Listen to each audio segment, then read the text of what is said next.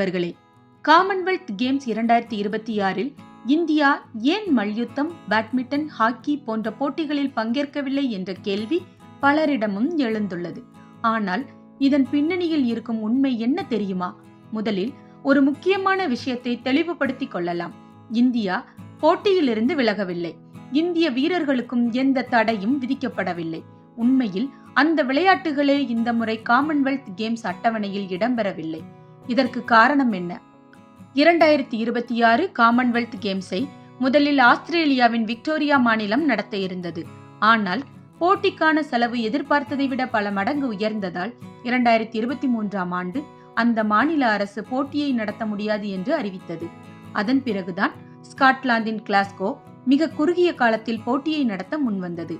ஆனால் ஒரு நிபந்தனையுடன், குறைந்த செலவில் ஏற்கனவே இருக்கும் மைதானங்களை மட்டுமே பயன்படுத்தி சுருக்கப்பட்ட வடிவில் போட்டிகளை நடத்த முடிவு செய்யப்பட்டது. அதன் விளைவாக இந்தியா அதிக பதக்கங்கள் வெல்லும் பல முக்கிய விளையாட்டுகள் இந்த முறை முழுமையாக நீக்கப்பட்டன. அவை என்னென்ன தெரியுமா?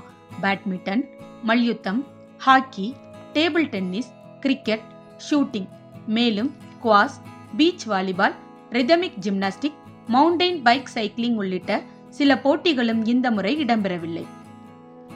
இது இந்தியாவுக்கு ஏன் பெரிய இழப்பு தெரியுமா? காமன்வெல்த் கேம்ஸ் வரலாற்றை பார்த்தால் இந்தியாவின் பதக்கங்களில் பெரும்பாலானவை இந்த விளையாட்டுகளிலிருந்து தான் வந்துள்ளன.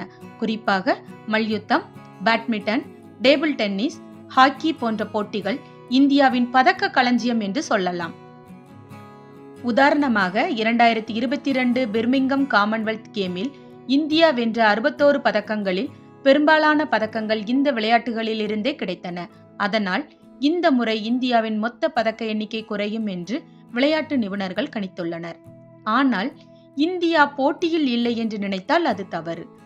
இந்த முறை இந்திய வீரர்கள் athletics, boxing, weight lifting, swimming, judo, artistic gymnastic, track cycling, 3x3 basketball உள்ளிட்ட போட்டிகளில் பங்கேற்று பதக்க வேட்டையை தொடர இருக்கிறார்கள்.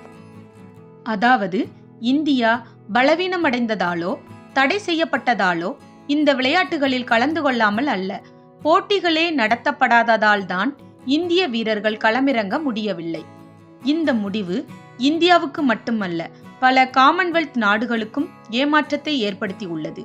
எதிர்கால காமன்வெல்த் கேம்களில் இந்த விளையாட்டுகள் மீண்டும் சேர்க்கப்படுமா என்பது தற்போது மிகப்பெரிய கேள்வியாக உள்ளது. இதுபோன்ற செய்திகளை தெரிந்து கொள்ள ஊடகத்துடன் இணைந்திருங்கள்.